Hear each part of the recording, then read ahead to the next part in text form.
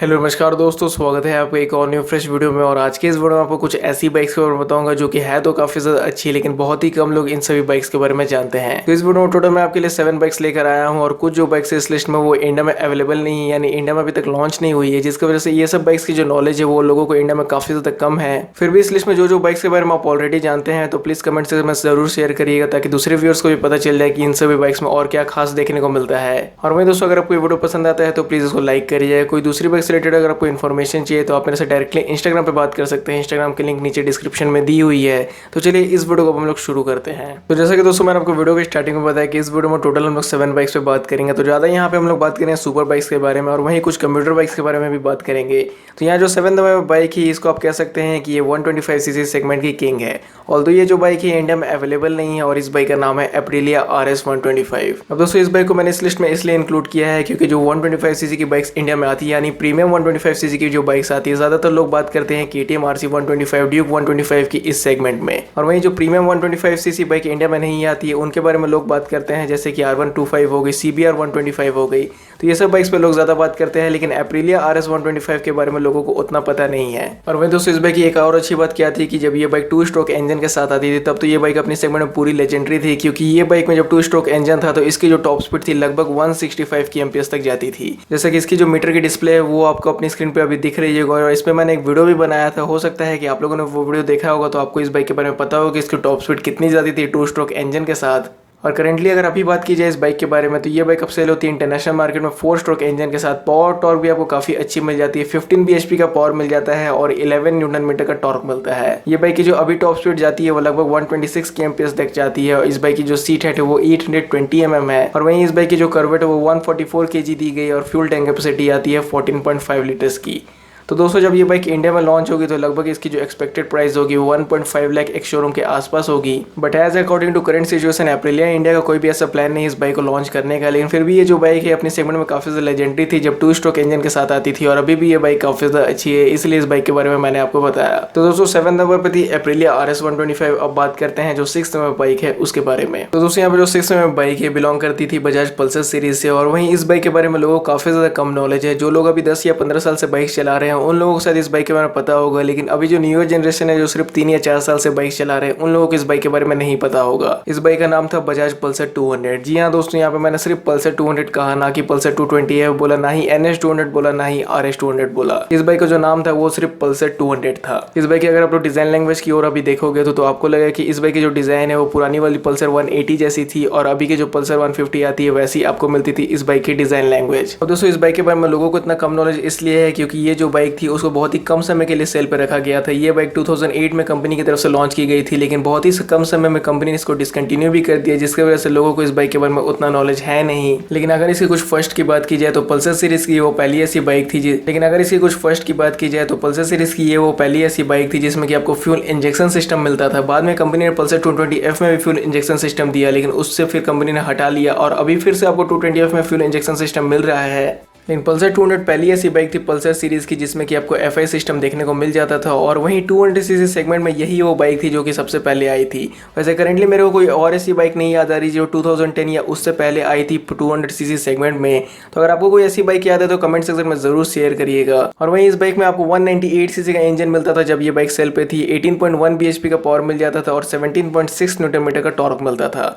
ये बाइक आती थी 5 स्पीड गियरबॉक्स के साथ। इसकी फ्यूल टैंक कैपेसिटी थी 15 लीटर्स की, और वहीं इसकी कर्वेट जो थी वो 145 kg थी। तो दोस्तों, 6 नंबर पे मैंने आपको बताया बजाज पल्सर 200 के बारे में। तो अब हम लोग बात करते हैं यहाँ पे जो 5th नंबर पे बाइक है उसके बारे में। तो दोस्तों, यहाँ पे जो 5th नंबर पे बाइक है एक्चुअली एक सुपर बाइक है, और यहाँ से जितनी भी बाइक्स के बारे में हम लोग आगे बात करेंगे सभी सुपर बाइक्स होगी। तो यहाँ ये जो बाइक है ये naked street fighter super bike है। इस बाइक का नाम है कावासाकी Z1000। दोस्तों, आप लोगों ने Z800 के बारे में खूब सुना होगा, Z900 के बारे में भी सुना होगा, और इवन Z650 के बारे में भी आप लोग जानते ही होंगे। इनमें को जहाँ तक लगता है कि Z1000 के बारे में शायद आप लोगों में से बहुत कम लोगों को पता होगा। कावासाकी Z1000 जो ये कावासाकी Z सीरीज में सबसे ज्यादा हाईएस्ट डिस्प्लेसमेंट के साथ आती है। इस बाइक में आपको 1043cc का इंजन डिस्प्लेसमेंट मिलता है, लेकिन इस बाइक के बारे में लोगों को उतना ज्यादा पता है इसलिए नहीं है क्योंकि ये जो बाइक है उतने ज्यादा सेल नहीं होती है, और वहीं इस बाइक की जो प्राइस है वो भी हायर साइड पे है। ये बाइक आती है ऑन रोड न्यू दिल्ली में लगभग 18 लाख रुपीज में, और वहीं इस बाइक में जो आपको पावर है वो भी इसके प्राइस के अकॉर्डिंग नहीं मिलता है। इसमें सिर्फ आपको 140 bhp पावर मिलता है। इसकी वजह से लोगों का अट्रैक्शन इस बाइक पे उतना नहीं जाता है। लेकिन फिर भी बात यहाँ पे ये आ जाती जाती है कि इस बाइक को मैंने इस लिस्ट में इंक्लूड क्यों किया।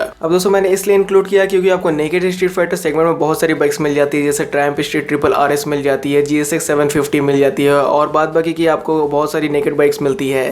लेकिन ये सब सभी बाइक्स के बीच में अगर आपको कोई वैसी नेकेड बाइक चाहिए जो कि सबसे ज़्यादा परफॉर्मेंस आपको अच्छी दे, सबसे ज़्यादा फास्टर हो, तब अब Z1000 के ही साथ आप जाएंगे जिसमें कि आपको सबसे अच्छी परफॉर्मेंस देखने को मिलेगी। और वहीं 20 लाख के नीचे के बजट में यही वो नेकेड स्ट्रीट फाइटर बाइक होगी जिसमें कि आपको पावर भी सबसे ज़्यादा मिलती है। ऑल्दो इस बाइक का प्राइस इतना एक्सपेंसिव साइड पे इसलिए है क्योंकि जैसे कि मैंने आपको अपनी पुरानी वीडियो में बताया था कि ये जो बाइक है इसको कावासाकी इंडिया में नहीं डेवलप करती है, इस बाइक को बाहर से इंपोर्ट करा के लाती है तब सेल करती है, जिसकी वजह से इस बाइक में बहुत सारी टैक्स ड्यूटीज लगती है और इस बाइक की प्राइस इतनी हाई हो जाती है। लेकिन अगर प्राइस को साइड करके देखा जाए तो इस बाइक के जो हार्डवेयर कंपोनेंट्स है वो काफ़ी ज़्यादा प्रीमियम क्वालिटी के आपको मिल जाते हैं। इस बाइक की ब्रेकिंग भी काफ़ी अच्छी है। तो दोस्तों 5th नंबर पे थी कावासाकी Z1000। अब बात करते हैं जो 4th नंबर पे बाइक है उसके बारे में। तो दोस्तों यहाँ पे जो 4th नंबर पे बाइक है, मेरे को लगता है कि यहाँ पे आप लोगों में से बहुत कोई इस बाइक के बारे में ऑलरेडी जानते होंगे। इस बाइक का नाम है कावासाकी ZX14R। तो दोस्तों ये जो बाइक है सुजुकी हायाबुसा की परफेक्ट कॉम्पिटिटर है, लेकिन सुजुकी हायाबुसा जितनी ये बाइक पॉपुलर नहीं है। जैसे कि सुजुकी हायाबुसा का जो नाम ये बच्चा जानता है, आप लोग भी हायाबुसा के बारे में जानते होंगे, इतना तो मैं श्योर हूँ, लेकिन इस बाइक के बारे में शायद कोई लोग नहीं जानते होंगे। ZX14R जो है इसको आप एक स्पोर्ट्स टूरर सुपर बाइक कह सकते हो क्योंकि इसका जो राइडिंग पोस्चर है वो भी उतना ज्यादा एग्रेसिव नहीं है, लेकिन इस बाइक का जो लुक है वो काफी ज्यादा बिग एंड बल्कि आपको देखने को लगेगा। जैसा कि आपको अपने स्क्रीन पे इसका इमेज भी डिस्प्ले हो रहा होगा, जिसकी वजह से आपको देखने को लग ही रहा होगा कि ये बाइक सिटी में चलाने के लिए बहुत ज्यादा आपके लिए हैवी टास्क हो सकती है। वैसे ZX14R जो है ये बाइक मिल जाती है 21 लाख रुपीज़ में, लेकिन करेंटली इसका BS6 कोई भी एडिशन लॉन्च नहीं हुआ है जब मैं इस वीडियो को बना रहा हूँ। तो यहाँ पे देखने से ये लगता है कि इन फ्यूचर कावासाकी इंडिया इस बाइक को अब डिसकंटिन्यू कर देगी। तो जैसे कि दोस्तों मैंने आपको बताया कि ये जो बाइक है सुजुकी हायाबुसा की परफेक्ट कॉम्पिटिटर है और उसी की तरह ये भी बाइक में आपको लीटर क्लास इंजन नहीं मिलता है, इसमें आपको 1441 सीसी का इंजन मिलता है जो कि इनलाइन 4 सिलेंडर इंजन है। इस बाइक में लगभग आपको जो पावर है वो भी पूजा इतनी मिलती है, 197 bhp की पावर मिल जाती है और 158 न्यूटन मीटर की टॉर्क मिलती है। इस बाइक की कर्वेट है 269 kg। इस बाइक की जो सीट हाइट है वो आपको 800 mm की देखने को मिलती है और इसकी जो फ्यूल टैंक कैपेसिटी वो आपको 22 लीटर्स की देखने को मिल जाती है। तो दोस्तों 4th नंबर पे कावासाकी की स्पोर्ट्स टूरर कावासाकी ZX14R। अब हम लोग बात करते हैं यहाँ जो 3rd नंबर पे बाइक है उसके बारे में। तो दोस्तों 3rd नंबर पे बाइक पे बात करने से पहले अगर मैं आपसे कोई बाइक के बारे में पूछूं कि जो कोई वर्ल्ड की सबसे ज्यादा फास्टेस्ट सुपर बाइक है, तो ज्यादा लोगों का जो आंसर है वो मेरे को मिलेगा कावासाकी निंजा H2 या फिर H2R के बारे में, या फिर जो डुकाटी या फिर BMW फैन बॉयज होंगे वो लोग बोलेंगे BMW HP4 रेस या फिर डुकाटी पानीगाले V4S। वहीं यहाँ पे अगर मैं आपसे पूछूं कि वर्ल्ड की सबसे ज्यादा नेकेड फास्टेस्ट सुपर बाइक कौन सी है, तब आप लोग कौन सी आंसर दोगे। तो दोस्तों यहाँ पे जो मैं बाइक के बारे में आपको 3rd नंबर में बता रहा हूँ, मेरे को लगता है कि यहाँ पे बहुत ही कम लोगों को इस बाइक के बारे में पता होगा। इस बाइक का नाम है कावासाकी ZH2। जी हाँ दोस्तों, निंजा H2 की ये जो बाइक है ये नेकेड सिबलिंग है और वहीं ये जो बाइक है इंडिया में अभी तक लॉन्च नहीं हुई, इंडिया में अवेलेबल नहीं है, जिसकी वजह से हम लोगों को जो इस बाइक की नॉलेज है वो उतनी ज्यादा अच्छी नहीं है। कावासाकी ZH2 अगर इंडिया में लॉन्च हो जाती है तो लगभग इसके जो एक्स-शोरूम प्राइस रहेगी वो 25 से 30 लाख के बीच में रहेगी। इस बाइक में आपको 998 सीसी का इंजन मिलेगा जो कि 200 bhp का पावर जनरेट करेगा और 137 न्यूटन मीटर का टॉर्क जनरेट करेगा। और वहीं ये जो बाइक होगी इसकी जो टॉप स्पीड होगी वो लगभग 280 kmph तक जाएगी, जो कि अगर नेकेड सेगमेंट के अकॉर्डिंग देखा जाए तो आपको काफी ज्यादा अच्छी मिल जाती है, क्योंकि बाद बाकी जो नेकेड सुपर बाइक्स होती है वो ज्यादा से 242 245 बस इतनी ही टॉप स्पीड उनकी चाहती है। जैसा मैंने आपको बताया कि ZH2 को आप कह सकते हैं कि वर्ल्ड की फास्टेस्ट नेकेड सुपर बाइक है। और वहीं इस बाइक में जो आपको सीट हाइट है वो 830 mm की मिलती है। इस बाइक की जो आपको कर्वेट 239 kg की मिलती है और वहीं इसमें जो फ्यूल टैंक कैपेसिटी वो 90 लीटर्स की दी गई है और ये भी बाइक आती है इनलाइन 4 सिलेंडर इंजन के साथ। तो दोस्तों कावासाकी ZH2 थी हमारी 3rd नंबर पे। अब बात करते हैं यहाँ जो 2nd नंबर बाइक है उसके बारे में। अब दोस्तों यहाँ पे जो 2nd नंबर बाइक है मिडिल वेट स्पोर्ट सेगमेंट से बिलोंग करती है। वैसे मिडिल वेट स्पोर्ट सेगमेंट में तो बहुत सारी बाइक्स आती है, लेकिन वहाँ पे जो सबसे ज्यादा फास्टेस्ट बाइक है जिसमें आपको सबसे अच्छी टॉप स्पीड मिलती है वो है यामाहा R6। तो यामाहा R6 के बारे में तो आप लोगों में से बहुत कोई को जानते होंगे, लेकिन यहाँ पे मैं आपको बताऊंगा एक दूसरी मिडिल वेट स्पोर्ट सेगमेंट की बाइक के बारे में जिसमें कि आपको काफी अच्छी परफॉर्मेंस और काफी अच्छी टॉप स्पीड देखने को मिलती है। तो दोस्तों इस बाइक का नाम है Honda CBR 600RR। यहाँ पे हम लोग बात करें Honda CBR 600RR के बारे में, 650R के बारे में नहीं बात कर रहे हैं क्योंकि 650R इंडिया में सेल पे है, ये बाइक इंडिया में सेल में आपको नहीं देखने को मिलती है। तो जैसा कि दोस्तों बात बाकी की जो मिडिल वेट स्पोर्ट सेगमेंट की बाइक है जैसे CBR 650R हो गई, बेनेली 600i होगी, वो सब जो बाइक्स है उनमें लगभग आपको 80-85 bhp का पावर मिलता है। लेकिन जो CBR 600RR है यामाहा R1 है, इनमें आपको लगभग 120 bhp या 125 bhp तक का पावर मिल जाता है। वैसे निंजा ZX6R भी इंडिया में आती है जिसमें कि आपको 121 bhp पावर मिल जाता है। लेकिन यहाँ पे हम लोग बात करें Honda CBR 600RR के बारे में, तो ये भी बाइक के साथ वही पंगा है कि Honda इंडिया इसको इंडिया में नहीं डेवलप करती है। अगर इस बाइक को बाहर से इंपोर्ट करा के लाएगी तो इस पर भी टैक्स ड्यूटीज काफी ज्यादा बढ़ेगी, जिसकी वजह से इस बाइक की प्राइस काफी एक्सपेंसिव हो जाएगी। इसलिए दोस्तों ये जो बाइक है हम लोग को इंडिया में देखने को नहीं मिलती है, लेकिन ये भी जो बाइक है मिडिल वेट स्पोर्ट सेगमेंट में काफी ज्यादा अच्छी है। जैसे मैंने आपको बताया बता ही दिया कि इस बाइक में भी आपको टॉप स्पीड काफी अच्छी देखने को मिल जाती है। लगभग इस बाइक की जो टॉप स्पीड है वो 260 से 280 kmph तक आपको मिलती है। इस बाइक में आपको 599 सीसी का इनलाइन 4 सिलेंडर इंजन देखने को मिलता है जो कि 119 bhp पावर जनरेट करता है और 67 न्यूटन मीटर का टॉर्क जनरेट करता है। ये बाइक आती है 6 स्पीड गियर बॉक्स के साथ। इस बाइक की कर्व वेट है 196 kg। इस बाइक की फ्यूल टैंक कैपेसिटी आपको मिलती है 18 लीटर्स की। तो दोस्तों आप लोगों का क्या कहना है कि ये बाइक को होंडा इंडिया को इंडिया में डेवलप करके इंडिया में इसकी सेलिंग स्टार्ट करनी चाहिए कि नहीं? अपने ओपिनियंस को जरूर कमेंट सेक्शन में शेयर करिएगा। अब हम लोग बात करते हैं यहाँ जो फर्स्ट नंबर बाइक है उसके बारे में। तो दोस्तों यहाँ पे जो फर्स्ट नंबर बाइक है मेरे को लगता है बहुत ही लिमिटेड लोगों को इस बाइक के बारे में पता होगा। इस बाइक का नाम है यामाहा FZ1। अब दोस्तों माफ करिए फ्लो में यहाँ निकल गया, लेकिन जी हाँ यहाँ पे मैं जो आपको FZ सीरीज की बाइक बता रहा हूँ ये एक सुपर बाइक थी। ऑल्दो ये अभी इंडिया से डिसकंटिन्यू हो चुकी है, पहले ये बाइक इंडिया में सेल पे थी।